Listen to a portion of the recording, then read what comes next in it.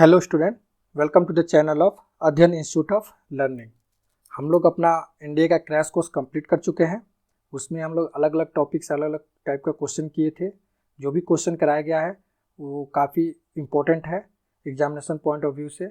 आप उसको अच्छी तरह से समझिए। कोई भी प्रॉब्लम हो रहा है तो आप कमेंट बॉक्स में कमेंट कर सकते हैं, ठीक है। वो सब क्वेश्चन अच्छी तरह से रिवाइज करके, अच्छी तरह से दिमाग में रखकर, अच्छी तरह से कंसेप्ट समझकर आप एग्जामिनेशन में जाइए। आपका 100% अच्छा मार्क्स आएगा। 150 से ऊपर 100% मैथमेटिक्स में आ जाएगा। इसके अलावा कुछ और भी क्वेश्चन है जो कि मुझे लग रहा है कि ये इम्पोर्टेंट है एग्जामिनेशन पॉइंट ऑफ व्यू से, तो इन सबको भी मैं मिसलेनियस टाइप का करा रहा हूँ। इसमें कोई पार्टिकुलर टॉपिक वाइज नहीं रहेगा। इसमें कहीं से भी जो भी क्वेश्चन मुझे अच्छा लगेगा मैं पार्ट 1 पार्ट 2 करके इसको कराते चलूँगा। आप सब ये सभी क्वेश्चन अच्छी तरह से दिमाग में रखिए, अच्छी तरह से समझिए और फिर एग्ज़ाम में जाइए, ठीक है। तो बिना टाइम वेस्ट किए स्टार्ट करते हैं। चलो देखो, जैसे पहला क्वेश्चन है।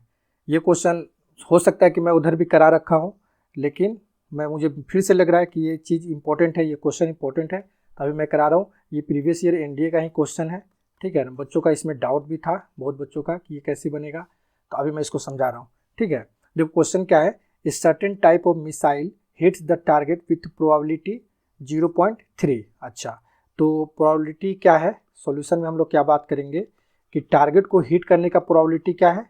0.3, ठीक है ना। तो P हो गया 0.3, तो Q क्या होगा? टारगेट को हिट नहीं करने का प्रोबेबिलिटी क्या हो जाएगा? 0.7। 1 माइनस 0.3 करेंगे तो 0.7 आ जाएगा। अच्छा, अब देखो क्या दिया हुआ है। What is the list number of missile?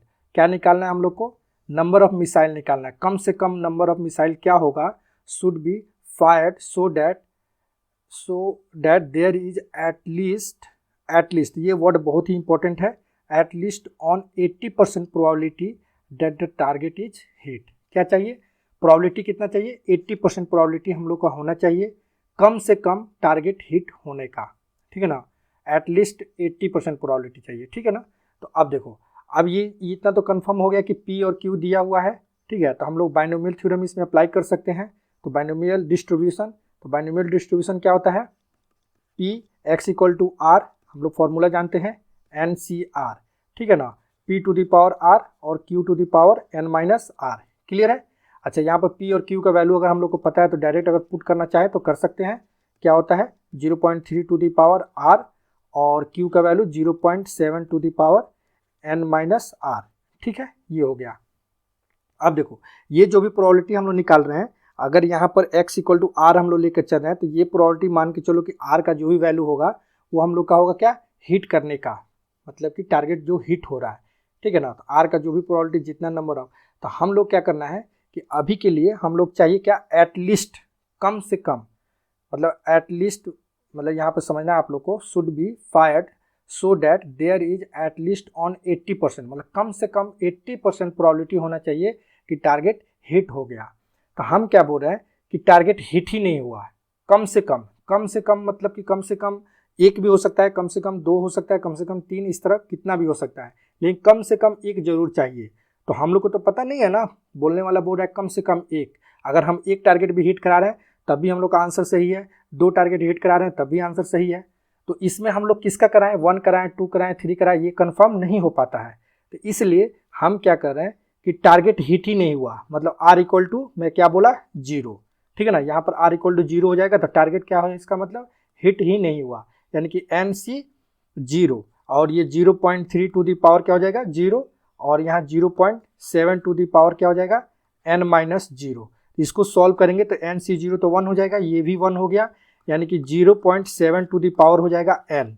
ये किसका प्रोबेबिलिटी आया कि टारगेट हिट नहीं हुआ। अच्छा, हम लोग चाहिए कम से कम हिट, तो इसको अगर हम लोग 1 माइनस 0.7 कर देंगे टू दी पावर N, तो इसका मतलब क्या हुआ? ये इसका मतलब क्या हुआ? टारगेट नो हिट, और यहां से क्या हुआ? एटलीस्ट हिट, ठीक है ना। बात दोनों का मतलब समझ में आना चाहिए। इसका मतलब हुआ कि टारगेट हिट ही नहीं हुआ, और इसका मतलब हुआ 1 में से माइनस कर देंगे तो कम से कम हिट जरूर हुआ है। अब कितना बार हिट हुआ है ये कंफर्म नहीं है, ठीक है ना। अच्छा, तो अब इसका प्रोबेबिलिटी कितना चाहिए हम लोग को? क्वेश्चन में क्या दे रखा है? 80%, ठीक है ना। तो यानी कि इसका आंसर जो है 1 माइनस 0.7, और ये n क्या है, n यहाँ पर हम लोग बोल सकते हैं नंबर ऑफ, n क्या है, नंबर ऑफ मिसाइल, ठीक है ना, नंबर ऑफ मिसाइल। तो n ही हम लोग को फाइंड करना है, जबकि ये कितना दिया हुआ, ये ग्रेटर देन इक्वल टू कितना दिया हुआ, 80%, ठीक है ना, 80% मतलब कि 80/100, ठीक है। तो इसको अगर सॉल्व करेंगे, यहाँ n है, तो ये आ जाएगा हम लोग का, मान लो कि ये 0.8 हो गया, ये इधर ले जाएंगे, इधर ले जाएंगे, तो इधर आ जाएगा क्या हम लोग का, ये आ जाएगा 0.7 to the power n less than equal to, ठीक है ना, ये आ जाएगा लेस देन इक्वल टू कितना आ जाएगा, इसको इधर लेकर गए, इसको इधर लेकर गए, तो 0.2 आ जाएगा, ठीक है ना। अगर ऐसे नहीं समझ में आ रहा है तो ऐसे समझ लो आप लोग, क्या आएगा 1 माइनस 0.8, तो 0.7 to the power n less than equal to कितना हो जाएगा 0.2, ठीक है ना। अच्छा, ये 0.2 हो गया। अब देखो, अब इसका वैल्यू क्या चाहिए, लेस देन इक्वल टू 0.2 चाहिए। तो अभी तो देखो 0.7 0.2 से बड़ा है, ठीक है ना, 0.7 क्या है, ये तो 0.2 से बड़ा है, ठीक है ना। कब, जब n इक्वल टू 1 है तो, अच्छा n इक्वल टू अगर 2 हम लोग पुट कर देंगे तो 0.7 मतलब कि 0.7 का अगर स्क्वायर करेंगे तो कितना आता है इसका वैल्यू, इसको वैल्यू आता है 0.49, 0.49 भी ग्रेटर देन क्या है 0.2 है, ठीक है। फिर 0.7 का क्यूब करेंगे तो इसका वैल्यू कितना आएगा 0.343, अभी भी देखो ये 0.2 से बड़ा है। फिर करेंगे 0.7 टू द पावर 4, तो इसका वैल्यू कितना आएगा, इसका वैल्यू आएगा 0.2401, ठीक है ना, इसका वैल्यू 0.2 से बड़ा है, ठीक है ना, ये इधर थोड़ा सा कंजेस्टेड हो जा रहा है, 0.2 से बड़ा है, तो मतलब कि एक सेकेंड सॉरी, तो यहाँ पर फिर 0 का पॉइंट, अगर 0.7 टू दी पावर हम लोग कितना कर रहे हैं 5 कर रहे हैं, तो उसका वैल्यू आता है कितना 0.16, तो 0.16 ये छोटा होगा किससे 0.2 से, और हम लोग को चाहिए क्या, इधर का वैल्यू छोटा चाहिए, यानी कि n का मिनिमम वैल्यू क्या होगा 0.7 टू दी पावर अगर हम लोग 5 करेंगे तो उसका वैल्यू ये आएगा लेस देन 0.2, तो n का मिनिमम वैल्यू क्या हो जाएगा, n लेस देन, n क्या होना चाहिए, n 5 होना चाहिए या 5 से बड़ा होना चाहिए, 6 भी रखेंगे तो भी कम आएगा, बात समझ में आ रहा है, 6 भी रखेंगे तो भी कम आएगा, मतलब कम से कम 5 होना चाहिए, 5 से ज़्यादा होना चाहिए, 5 हो या 5 से ज़्यादा हो, उस केस में हम लोग बोल सकते हैं कि ये वैल्यू, ये इक्वेशन फुलफिल होगा, ये इक्वेशन सेटिस्फाई करेगा। तो इस तरह से हम लोग का n greater than equal to 5 हुआ, यानी कि n इक्वल टू 5 हम लोग बोल सकते हैं, ठीक है ना। तो ये हम लोग का इस क्वेश्चन का आंसर हुआ। तो सर्टेन टाइप ऑफ मिसाइल, इसका मतलब ये हुआ कि मिसाइल हम लोग कम से कम 5 मिसाइल हम लोग फायर करना पड़ेगा, जिसका हिट होने का प्रोबेबिलिटी अगर 0.3 दे रखा है तो उससे हम लोग कन्फर्म 80% चांस होगा कि प्रोबेबिलिटी 80% प्रोबेबिलिटी होगा, 80% चांसेस होगा कि टारगेट हिट हो जाएगा, ठीक है ना, ये इसका मतलब हुआ। क्लियर है, आई होप आप लोग को समझ में आया होगा, ठीक है ना। यहाँ पर n नंबर ऑफ मिसाइल, ये सब चीज़ तो बाइनोमियल डिस्ट्रीब्यूशन ये समझ में आ ही गया होगा। r इक्वल टू 0 का मतलब क्या हुआ कि एक भी टारगेट हिट नहीं हुआ, इसका प्रोबेबिलिटी हम लोग निकाल दिए जो 0.7 टू द पावर n आया। अब यहाँ पर हम लोग क्या किए, उसको 1 में से माइनस कर दिए, तो एटलीस्ट टारगेट जरूर हिट हुआ है, कितना नंबर ऑफ टाइम हिट हुआ है ये हम लोग को पता नहीं है, वो डिपेंड करेगा n पे, ठीक है ना। और इसी का प्रोबेबिलिटी हम लोग को चाहिए 80% या 80% से ज़्यादा, कम से कम मतलब कम से कम 80% हिट होना चाहिए, तो 80% कम से कम या 80 से ज़्यादा, ठीक है ना, तो इसलिए ग्रेटर देन इक्वल टू 0 लगा दिया गया। इसको सॉल्व करके लाएं तो यहाँ से n का वैल्यू ये भी समझना जरूरी है, यहाँ से n का मिनिमम वैल्यू 5 जब होगा तभी जाकर ये वाला वैल्यू 0.7 टू द पावर 5 वाला वैल्यू वो लेस देन होगा किससे 0.2 से, क्योंकि 0.7 टू द पावर 5 का वैल्यू क्या होता है 0.16, ठीक है ना। तो कम से कम 6 होगा या 6 से ज़्यादा होगा तब भी होगा, तो हम लोग मिनिमम वाला पकड़ेंगे, तो n इक्वल टू क्या हो जाएगा 5, तो 5 इज आंसर। क्लियर है, चलो ठीक है, नेक्स्ट बात करते हैं। नेक्स्ट देखो सेकंड नंबर क्वेश्चन क्या बोल रहा है, if x belongs to 0 to 5 then what is the probability that this one greater than equal to 0। अब यहाँ समझना अच्छा से। अच्छा, यहाँ से अगर हम लोग बात करें तो इससे एक चीज़ हम लोग कन्फर्म पता चल जा रहा है कि यहाँ 0 है, यहाँ 1 है, ठीक है ना, कहीं ना कहीं इधर 2 भी होगा, ठीक है, यहाँ 3 होगा, मान लो यहाँ 4 होगा, यहाँ 5 होगा, नंबर लाइन पर मैं उसको रख दे रहा हूँ।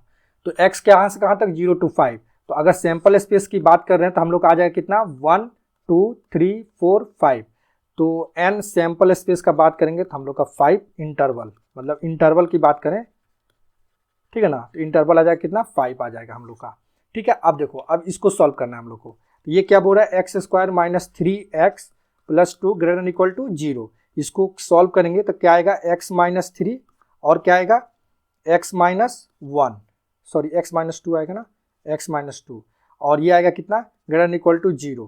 तो यहाँ से आएगा हम लोग का वैल्यू क्या, x less than equal to 1, ठीक है ना, और क्या आएगा, और आएगा x greater than equal to 2, क्योंकि ये पॉजिटिव चाहिए, तो पॉजिटिव वाला वैल्यू अगर हम लोग बात करें यहाँ पर 1 और 2 से, ठीक है, तो इधर पॉजिटिव होता है, इधर निगेटिव होता है और इधर पॉजिटिव होता है। तो पॉजिटिव वाला एरिया कौन सा होगा, पॉजिटिव वाला एरिया हम लोग का इधर हो गया और ये वाला हो गया, मतलब इसका मतलब x लेस देन 1 और x greater than equal to 2 ये होना चाहिए। ठीक है, अब इसको नंबर लाइन पे ये दोनों को प्लॉट करेंगे एक साथ, तो क्या होगा, जैसे यहाँ 0 था, यहाँ 1, यहाँ 2, ये 3, ये 4 और ये 5, ठीक है ना। तो अभी बोल रहा है, ये सॉल्यूशन बोल रहा है, ये सॉल्यूशन क्या बोल रहा है, 1 से कम होना चाहिए। तो 1 से कम के पास हम लोग चले गए, इधर चले गए, ठीक है ना, ये माइनस इन्फिनिटी टू इन्फिनिटी। ये क्या बोल रहा है, 2 से ज़्यादा होना चाहिए, तो 2 से ज़्यादा हम लोग इधर चले गए, ठीक है ना, यही हम लोग का सॉल्यूशन का रेंज है। ठीक है, लेकिन यहाँ पर बाउंड्री बना दिया है एक्स का कितना, कहाँ से कहाँ तक, 0 से 5 तक, यानी कि 0 यहाँ है और 5 यहाँ है। तो अब इसका इंटरवल काउंट कर लेते हैं। तो 0 से 1 के बीच में कितना इंटरवल है, 1 इंटरवल। यहाँ से 2 से 5 के बीच में, 2 से 5 ही तक है ना, 2 से 5 ये बाउंड्री बना दिया हम लोग का।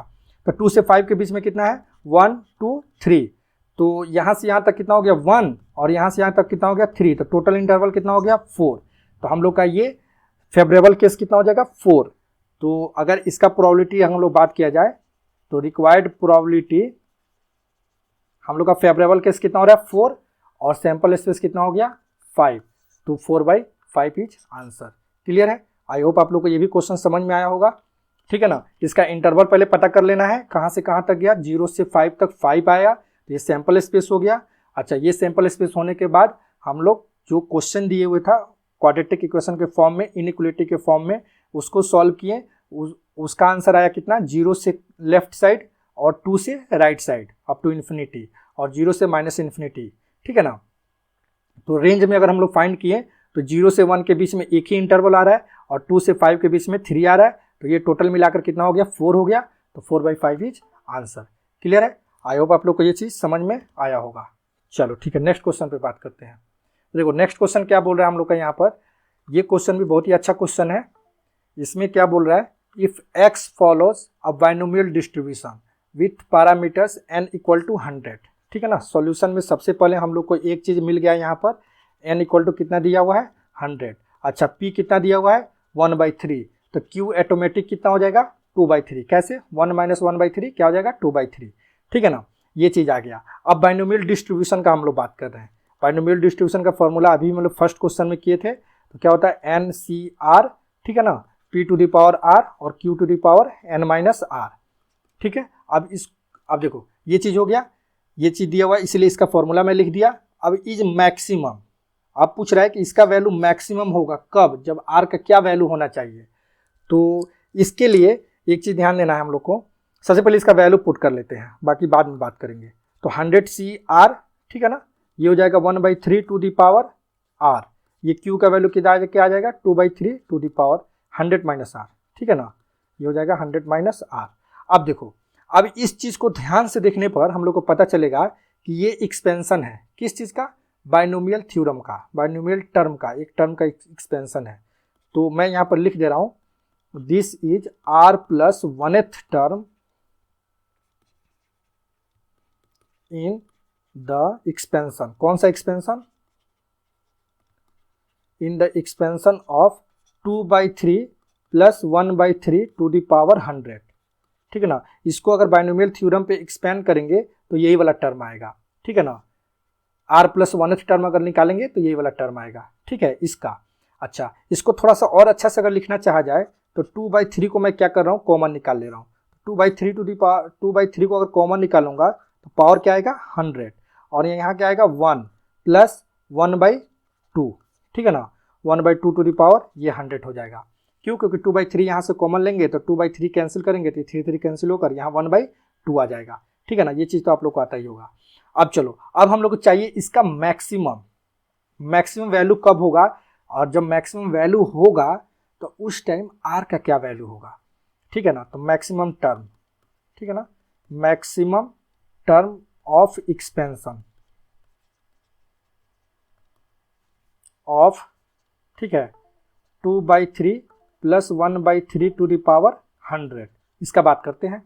ठीक है ना, इसका तो देखो इसका अगर बात करेंगे तो इसको अगर हम लोग दूसरे फॉर्मेट में लिखना चाहें, अगर इसी को अगर हम लोग फॉर्मेट में, मतलब इस फॉर्मेट में लिखना चाहें, एक चीज़ मैं यहाँ पे लिख दे रहा हूँ, for 1 plus x to the power n, ठीक है ना, और n ग्रेटर देन 0 अगर हो तो मैक्सिमम वैल्यू के लिए हम लोग क्या होता है, TR+1/TR, ठीक है ना, और ये क्या होता है n-R+1/R इंटू एक्स, ठीक है ना, ये चीज़ होता है। और उस कंडीशन पे क्या होता है, ये t, यहीं पे लिख दे रहा हूँ, TR+1/TR ये ग्रेटर देन इक्वल टू 1 होता है। ठीक है ना, ग्रेटेस्ट मैक्सिमम वैल्यू के लिए, ठीक है ना, ग्रेटर देन इक्वल टू 1 होता है।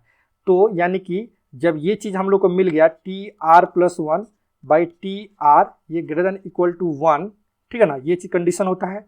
और इसका वैल्यू क्या होता है, यहाँ से यहाँ तक, ठीक है ना, कब, जब ये 1 plus x to the power n के फॉर्मेट में होता है, तो 1 plus x to the power n का फॉर्मेट होता है। तो ये हम लोग का एक्सपेंशन ये था, लेकिन इसको 1 plus x to the power n के फॉर्मेट में यहाँ पर तो लिख ही दिया था मैं।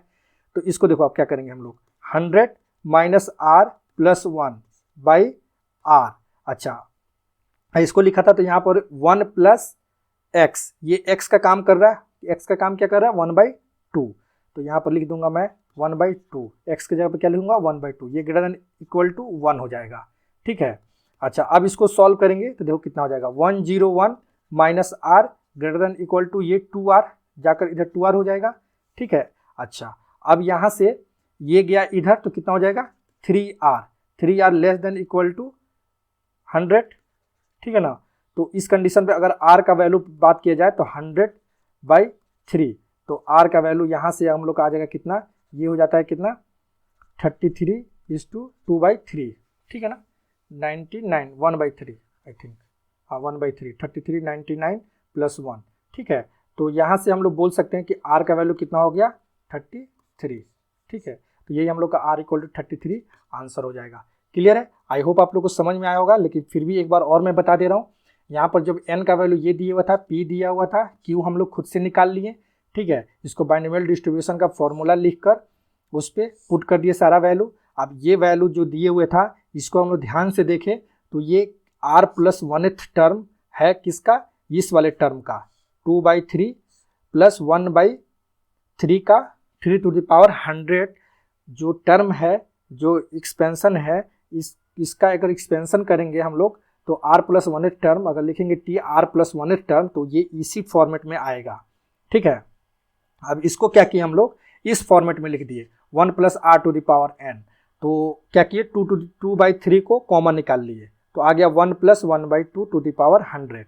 अच्छा इस फॉर्मेट में इसलिए लाया गया क्योंकि जब ऐसे फॉर्मेट होता है तो TR+1/TR ये ग्रेटर देन इक्वल टू 1 होता है, ठीक है ना, ये ग्रेटर देन इक्वल टू 1 होता है।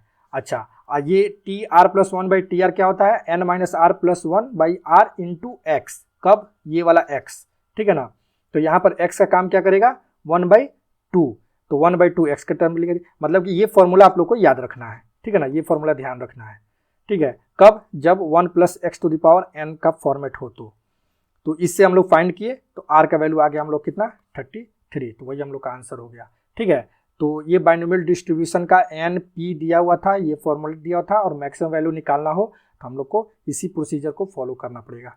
क्लियर है, आई होप आप लोग को समझ में आया होगा, ठीक है। नेक्स्ट क्वेश्चन करते हैं। नेक्स्ट क्वेश्चन देखो क्या है, नेक्स्ट क्वेश्चन दिया हुआ है इफ PA, सॉल्यूशन में बात करेंगे हम लोग, क्या दिया हुआ है, इफ PA = 2/3, PB = 2/5 और PA union B minus PA intersection B = 2/5, then what is PA intersection B, ठीक है। तो देखो एक चीज़ हम लोग जानते हैं formula, P A union B पहले दिया हुआ है, P A intersection, very simple question है, ठीक है, लेकिन बहुत बच्चों का इसमें डाउट भी था, इसलिए मैं ये क्वेश्चन करा रहा हूँ।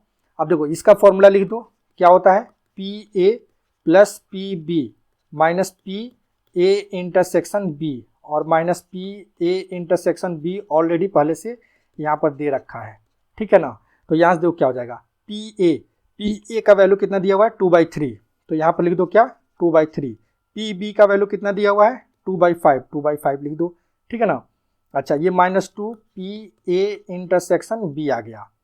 अच्छा पी ए इंटरसेक्शन बी ही तो निकालना था, कितना आसान सा क्वेश्चन था, ठीक है ना। तो अब इसको अगर हम लोग सॉल्व करेंगे तो ये आ जाएगा 2 P A intersection B equal to 2/3, क्योंकि ये दोनों कैंसिल हो गया।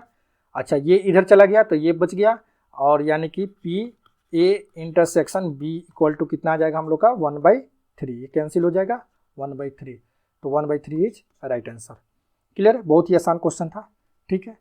चलो लेकिन फिर भी ये सब चीज़ कॉन्सेप्ट समझ में आना चाहिए, अगर इस टाइप का क्वेश्चन दिया रहे तो हम लोग को घबराना नहीं है, ठीक है। नेक्स्ट क्वेश्चन करते हैं। नेक्स्ट बहुत ही अच्छा क्वेश्चन है, ठीक है ना, वेरी वेरी इंपॉर्टेंट क्वेश्चन है ये, इसको ध्यान से समझना है। देखो set let S be a set of all distinct numbers of the form p/q के फॉर्म में है, वेयर पी क्यू दिया हुआ है। पी क्यू क्या है 1 2 3 4 5 6, पी जो सेट है उसका एलिमेंट क्या है 1 2 3 4 5 6, क्यू जो सेट है उसका एलिमेंट क्या है 1 2 3 4 5 6। What is the cardinality of the set S, ठीक है ना। अब देखो यहाँ समझने वाली बात क्या है, हम लोग को p/q के फॉर्मेट में चाहिए, ठीक है ना। आंसर क्या चाहिए p/q के फॉर्म में। तो p/q में हम लोग को ये चीज़ दिया हुआ है कि pq क्या बिलोंग्स कर रहा है 1 2 3 4 5 6, ठीक है ना, ये चीज़ दिया हुआ है। अब इसमें देखो हम लोग को ध्यान ये देना है कि p/q के फॉर्म में लिखते टाइम हम लोग को वो सब टर्म हटा देना है, जैसे 1/1 क्या आया आंसर 1 आएगा, ठीक है। अगर गलती से हम लोग 2/2 लिखेंगे तब भी आंसर क्या आएगा 1 आएगा, 3/3 लिखेंगे तब भी आंसर क्या आएगा 1 आएगा। तो इस टाइप का सेम बाय सेम वाला जितना टर्म होगा उसको हटा देना है, नहीं तो रिपीट हो जाएगा, रिपीट नहीं होने देना है, ठीक है। या फिर 1/2 लिखे या 2/4 लिखे, बात तो एक ही है 1/2 ही है, या 3/6 लिखे तभी क्या होगा 1/2 ही होगा। तो ये सब चीज़ को हटा देना है। तो लिखना क्या है, तो लिखना है, आप देखो स्टार्ट करते हैं हम। तो सबसे पहले p इक्वल टू अगर मैं 1 लिया तो q का क्या क्या होना चाहिए रोल कि p/q, q का वैल्यू देखो पहले बार में मैं लिख रहा हूँ 1 2 3 4 5 6, इसमें कोई रिस्ट्रिक्शन नहीं, पहला चीज़ हो गया। इसका मतलब ये हुआ p/q के फॉर्मेट में लिखना है ना, तो 1/1 1/2 1/3 1/4 1/5, चाहो तो यहाँ लिख लो 1/1 1/2 1/3 1/4 1/5 1/6 लिख लिए, कोई दिक्कत नहीं। अच्छा p इक्वल टू अगर 2 लिख ले रहा है तो q क्या होना चाहिए, q का वैल्यू अगर मैं 1 ले रहा हूँ, ठीक है ना, तो 2/1 ठीक है क्या, हाँ चलो ठीक है, नहीं 2/1 नहीं है इसमें कहीं भी, चलो ठीक है।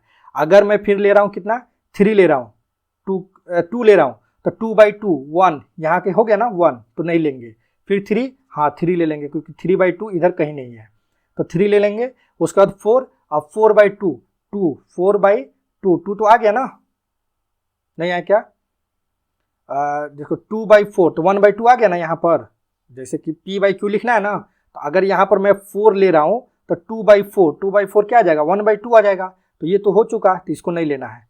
फिर उसके बाद बात करते हैं 5 ले सकते हैं, फिर 6, तो 6 के लिए लेंगे तो अगर हम लोग क्या लिखेंगे 2/6, तो ये आ जाएगा 1/3, तो 1/3 तो यहाँ ले चुके हैं, तो ये भी नहीं चलेगा, ठीक है ना, 6 भी नहीं चलेगा, तो ये इतना ही रहेगा, ठीक है, ये हो गया। तो इसके लिए भी अगर लिखना है तो लिख सकते हैं हम लोग, क्या आ जाएगा 2/1, ठीक है, और क्या आ जाएगा 2/3, और क्या आएगा 2/5, क्लियर है। अब चलो, अब p इक्वल टू, वो इसलिए लिख रहा हूँ मैं यहाँ पर ताकि रिपीट ना हो, वो समझने में कठिनाई ना हो, दिक्कत ना हो। अच्छा p इक्वल टू अगर मैं 3 लिया तो q का वैल्यू क्या होना चाहिए, तो q का वैल्यू देखो p इक्वल टू अगर 3 लिया तो q का वैल्यू 1 2 4 5 सब चलेगा, 1 2 3 क्यों नहीं चलेगा, क्योंकि 3/3 1 आ जाएगा, हटा दो। अच्छा 3 हो गया, 4 चलेगा क्योंकि 3/4 कहीं नहीं है। अच्छा 3/5 कहीं नहीं है, चलेगा। 3/6, 3/6 फिर 1/2 हो जाएगा, 1/2 यहाँ पर है तो ये नहीं चलेगा, ठीक है, ये खत्म। अच्छा, अब बात करते हैं हम लोग p का वैल्यू क्या, इसको भी अगर लिखना है तो यहाँ पर लिख सकते हैं हम लोग, ठीक है, बाकी अगर नहीं लिखना है तो कोई दिक्कत नहीं। p इक्वल टू अगर 4 लिख रहे हैं, ठीक है ना, p इक्वल टू अगर 4 ले रहा है तो देखो क्या आएगा, तो q का वैल्यू क्या क्या होना चाहिए, q इक्वल टू हम लोग का होना चाहिए क्या, यही चीज़ थोड़ा चेक करना है। आप लोग सोचोगे ये बहुत मुश्किल है, बहुत मुश्किल नहीं है, ठीक है ना। 1 3 2 नहीं लेंगे क्योंकि 2/4 1/2 1/2 यहाँ पे ऑलरेडी है, सॉरी 4/2 4/2 क्या होगा 2 2 यहाँ पर ऑलरेडी है, इसलिए नहीं लिखेंगे। तो 1 3 और क्या लिख सकते हैं, 5 लिख सकते हैं, ठीक है ना। 4 भी नहीं लिखेंगे, 4/4 1 हो जाएगा, और 4/6 2/3 भी यहाँ पर लिखा गया है तो नहीं होगा, ठीक है, ये हो जाएगा। अच्छा, अब p इक्वल टू अगर 5 लिखेंगे तो q क्या लिखेंगे, देखो 5, तो 5/1 कहीं नहीं है तो यानी कि 1 ले लेंगे, ठीक है। 5/2 कहीं नहीं है, ले लेंगे। 5/3 कहीं नहीं है, ले लेंगे। 5/4 कहीं नहीं है, ले लेंगे। अच्छा, 5/6 कहीं नहीं है, ले लेंगे, कोई दिक्कत नहीं है, तो ये सब ले लिए इसमें से। अच्छा, p, अब p इक्वल टू कितना है, 5 हो गया, अब p लास्ट एक 6 का सोच लो, तो 6 में क्या लिखना है, अब 6/1 6 कहीं नहीं है, ले लो, ठीक है ना, ले लो, ठीक है ना। 6/2 3 है क्या, एकदम है, कहाँ पे है, 3/1, 3 आ जाएगा ना, इसको सब लिखेंगे तो 3/1 3 है, ले लो। 4 भी हो जाएगा, 5 नहीं होगा क्योंकि 6/5 कहीं नहीं है, और 6/6 1 तो ऑलरेडी है, ठीक है, तो ये हुआ, तो ये तक हम लोग का सब हुआ। तो अब इसमें काउंट कर लेना है, बस वही हम लोग का आंसर हो जाएगा। तो काउंट करो, जैसे कि P1 इसका कार्डिनलिटी का मतलब क्या हुआ, इसको ऑर्डर पेयर अगर हम लोग बनाएंगे तो 1 1 1 2 1 3, जैसे कि 1 मैं एक लिख कर दिखा दे रहा हूँ, 1 1 1 2 1 3 1 4 1 5 1 6, तो 1 2 3 4 5 6 ऐसे ही बनेगा, सबका अलग अलग बनेगा। तो टोटल हम लोग को लिखने की जरूरत नहीं है, डायरेक्ट यहाँ से काउंट कर लेंगे, 1 2 3 4 5 6 7 8 9 10 11 12 13 14 15 16 17 18 19 20 21 22 23, तो 23 टोटल कितना आ जाएगा, 23 इज आंसर। क्लियर है, तो आई होप आप लोग को ये भी समझ में आया होगा। कार्डिनलिटी का मतलब कि ऑर्डर पेयर बनाना है, तो ऑर्डर पेयर हम लोग को बनाकर दिखाने की जरूरत नहीं है, हम लोग ये कैलकुलेट कर लिए, वही आंसर हो गया।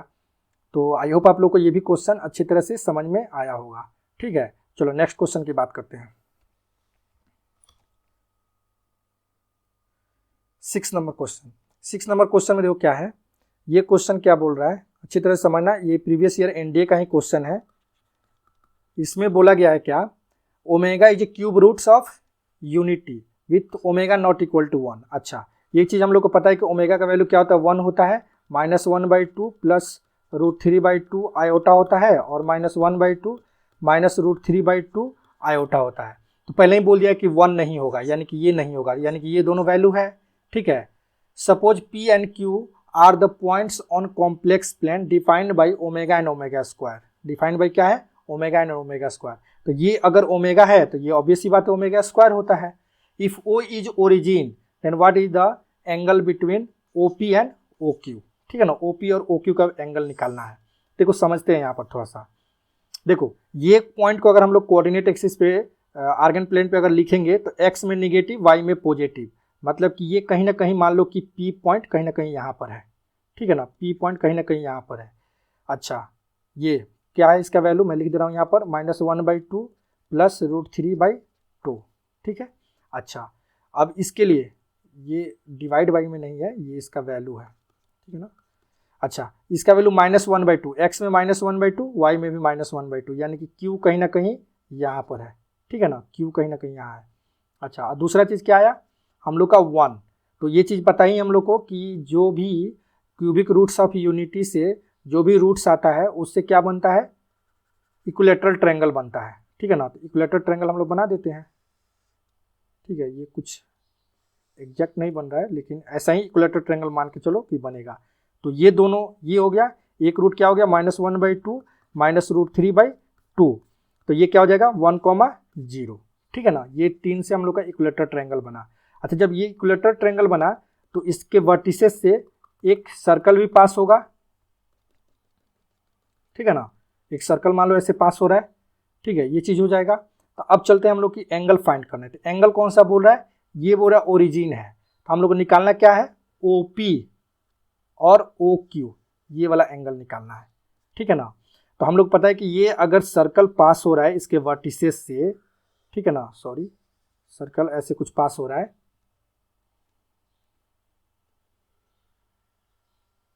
ठीक है ना, ऐसे। तो सर्कल से अगर ये कॉर्ड है, PQ कॉर्ड है, और यहाँ पर जो एंगल बन रहा है, तो ये अगर इक्विलेटरल ट्रायंगल है, यहाँ पर मान लो कि कुछ भी R, PQR इज क्या है, इक्विलेटरल ट्रायंगल है, इक्विलेटरल ट्रायंगल है, तो ये ऑब्वियस सी बात है, ये 60 डिग्री एंगल होगा, ठीक है ना, ये 60 डिग्री एंगल होगा। तो जब ये 60 डिग्री एंगल होगा तो सेंटर पे, इसके सेंटर पे एंगल कितना होगा, जस्ट इसका डबल, यानी कि ये 120 डिग्री हो जाएगा। तो कुछ ज़्यादा इसमें सोचने की जरूरत ही नहीं है, इसका डायरेक्ट एंगल कितना आ जाएगा, 120 डिग्री आंसर हो जाएगा। क्लियर है, आई होप समझ में आया होगा सबको। ये इक्विलेटरल ट्रायंगल है, इक्विलेटरल ट्रायंगल के वर्टिसेस से जो भी सर्कल पास होता है उसको सर्कम सर्कल बोलते हैं, और सर्कम सर्कल इक्विलेटरल ट्रायंगल के वर्टिसेस से पास होता है, ठीक है। अगर एक एंगल इसका 60 डिग्री है तो सेंटर पे एंगल कितना होगा, उसका जस्ट डबल, यानी कि 120 डिग्री। तो आंसर हम लोग का क्या हो जाएगा, 120 डिग्री, इसका जस्ट एंगल का डबल। क्लियर है, आई होप आप लोग को ये चीज़ समझ में आया होगा। तो आज के लिए हम लोग इतना ही रहने देते हैं, नेक्स्ट लेक्चर में हम लोग और कुछ क्वेश्चन करेंगे, ठीक है। तो उसके लिए हम लोग फिर बात करेंगे। अगर वीडियो अच्छा लगा तो आप लोग लाइक करिए, चैनल को सब्सक्राइब करिए, अपने दोस्तों में शेयर करिए, और एक कमेंट करिए कि वीडियो अच्छा लग रहा है या नहीं लग रहा है, और जो भी क्वेश्चन का कंटेंट है सही है कि नहीं, और अगर समझ में आ रहा है तो कमेंट करिए, नहीं समझ में आ रहा है तो भी कमेंट करिए, ठीक है।